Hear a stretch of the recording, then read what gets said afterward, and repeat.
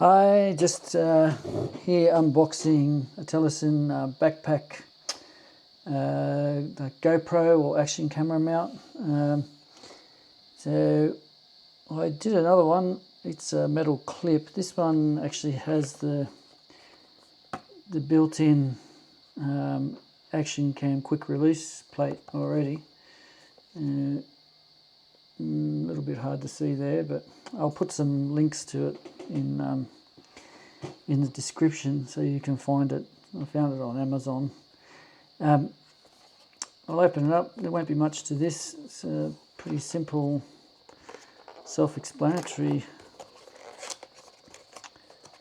item, I'd suggest. Okay, so it also comes with, okay, it comes with a mount as well, so a 90-degree mount. I've already got those. Oh, so you can mount it two ways. Okay, all right. Anyway, I'll put that there. You can have a look at that. Okay, let's get the mount out.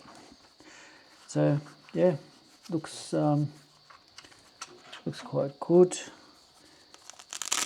It's Velcro, so you can. It's got some non-slip tabs there, so you should be able to put that on and tighten it up. Fit to pretty much any backpack, belt. You can probably whatever's narrow, you could fit that onto. And then this is a phone holder, so once that's on your backpack in sort of that position, you would just slide that on and then adjust your camera or phone holder, whatever you've got on there, to the position that you want. I'll probably use this with a GoPro. Part of the reason I'm using this, I've usually got a backpack and I take a lot of photos either with a camera or phone, so I want my other phone or my other camera or my GoPro up to the left, so I'm not blocking the shot all the time. I've got chest mount, but yeah, with a chest mount you're forever blocking the shot. So yeah, that's it.